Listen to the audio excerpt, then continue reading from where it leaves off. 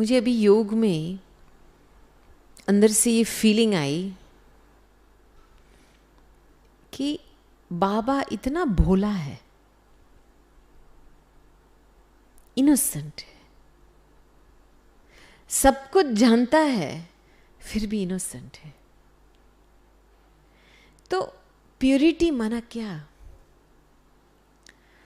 अंदर से इनोसेंट रहना, स्पिरिचुअल इनोसेंस कहते हैं ना हम।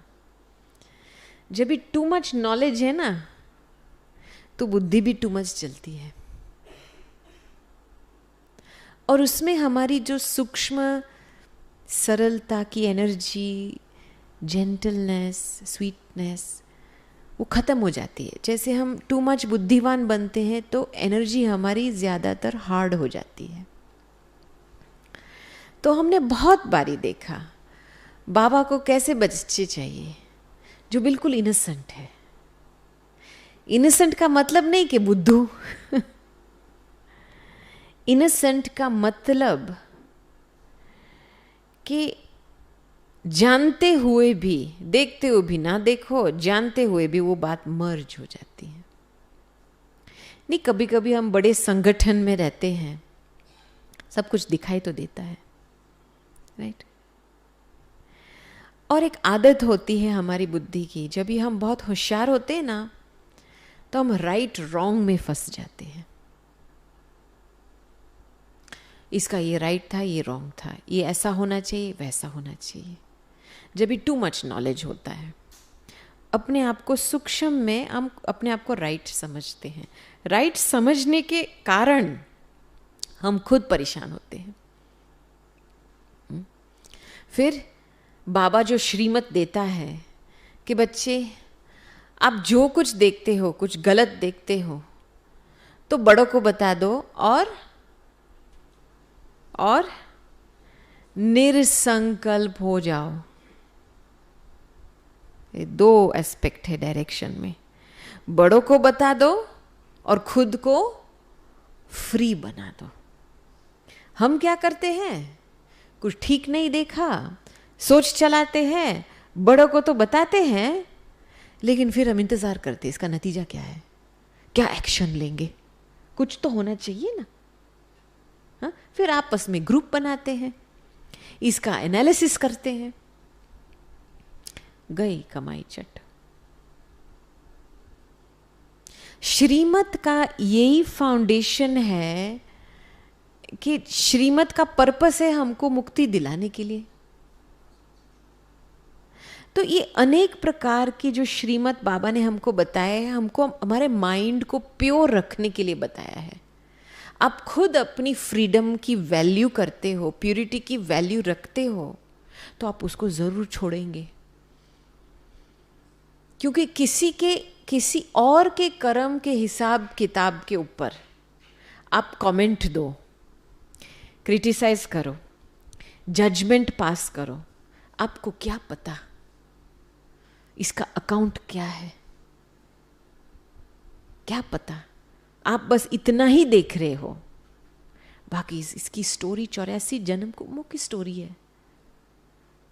और इस छोटे में, छोटा सा ओपिनियन में हम खुद की स्थिति को खराब करते हैं। ये धंधा में नहीं जाना है। मैं आने से पहले मुझे कहानी याद आई।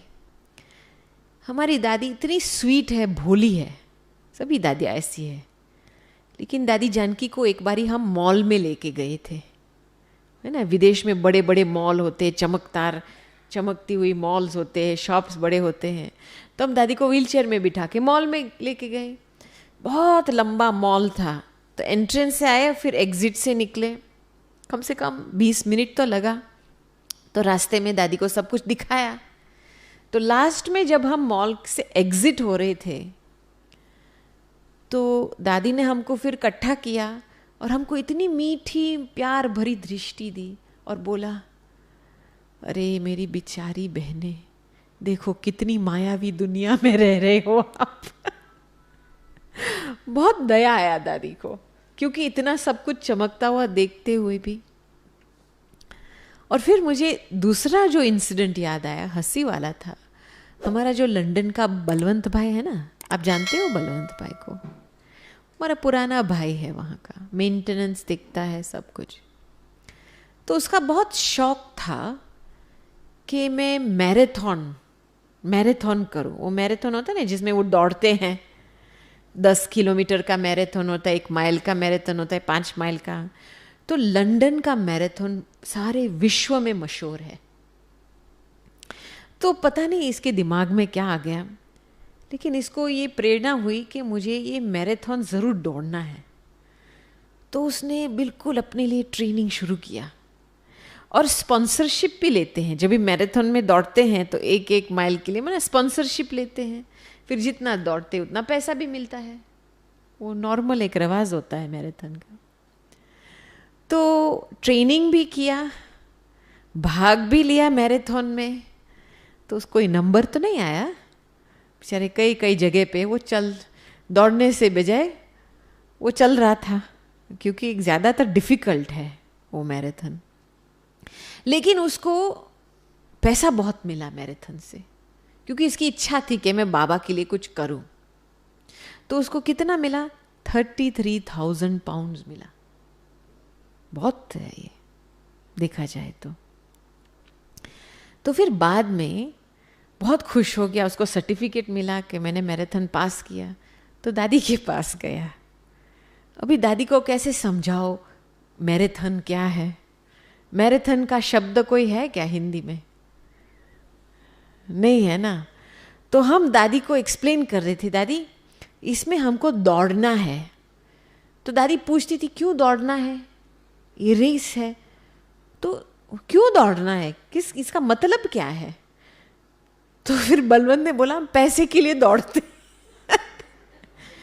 तो दादी ने उसको ऐसे देखा, बोला पैसे के लिए दौड़ते हो, ये क्या? हाँ? फिर बलवंत बहुत खुश हुआ, उसके हाथ में पैकेट था 33,000 पाउंड। दादी देखो मुझे ये 33,000 पाउंड मिला दौड़ने से। फिर दादी लाइट बल्ब ऑन हो गई। दादी ने बोला अच्छा, अरे मुट्ठा तुम और 3-4 बंदे को भी साथ में लेके चलता ना। देखो स्पिरिचुअल इनोसेंस माना बुद्धू नहीं। इतना हमको हंसी आई उस समय। बलवंत भाई को बोला अरे मुट्ठा और 2-4 को लेके जाता ना साथ में, तुरंत बुद्धि पकड़ गई उसको। तो मुझे ये क्यों स्टोरी याद आई, क्योंकि मैंने देखा कि जो हमारे न फायदे वाली बात है, जिसमें हमारा कोई फायदा नहीं है, उसको छोड़ना माना इनोसेंट रहना। Very simple. हाँ, जो बात में मेरी फायदा है उसको ही उठा करके चलना है, ये हमको बहुत इनोसेंट रखती है।